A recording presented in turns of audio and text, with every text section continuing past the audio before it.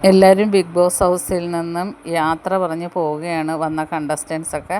അപ്പോൾ അനീഷിനോട് ജെസ്സിൽ എന്നിട്ട് shake hand കൊടുക്കുന്നപ്പോൾ Aneesh പറയുന്നുണ്ട്, ഒരുപാട് ഉയരത്തിലെത്തട്ടെ, നല്ലൊരു മോഡലിംഗ് ആവട്ടെ എന്നൊക്കെ പറയുന്നു.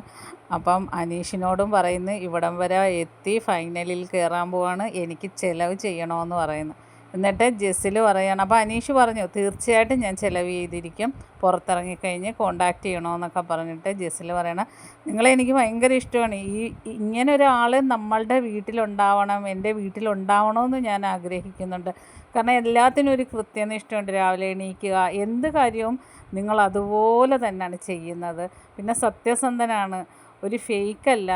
അതൊക്കെ കൊണ്ട് എനിക്ക് ഭയങ്കര ഇഷ്ടമാണ്. അപ്പം ഞാൻ ഇപ്പോൾ ഓർക്കുന്നു, എനിക്കൊരു അനിയത്തി ഉണ്ടായിരുന്നെങ്കിൽ, അനിയത്തി എന്നല്ല പെങ്ങളെന്നാണ് പറഞ്ഞത് ജെസ്സിൽ.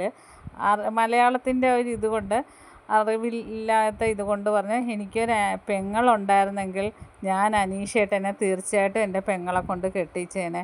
ഞങ്ങളുടെ കുടുംബത്തിൽ ഇങ്ങനെ ഒരാൾ വേണം, വീട്ടിൽ ഇങ്ങനെ ഒരാൾ വേണമെന്ന് ഞാൻ എപ്പോഴും ആഗ്രഹിക്കാറുണ്ട്. നിങ്ങൾ നല്ലൊരു ഗ്രേറ്റ് മാനാണ് എന്നൊക്കെ പറഞ്ഞ് അനീഷിനെ ഹഗ് ചെയ്തിട്ട് യാത്ര പറഞ്ഞിട്ട് അവർ ജെസ്സിൽ പോവുകയാണ്. അപ്പോൾ എല്ലാവരും പാക്കിംഗ് ഒക്കെയാണ്, എല്ലാവരും പോകാൻ വേണ്ടി പാക്കിംഗ് ഒക്കെയാണ്. ബാക്കി അപ്ഡേറ്റുമായിട്ട് വീണ്ടും കാണാം. എൻ്റെ ചാനലൊന്ന് സബ്സ്ക്രൈബ് ചെയ്യണം.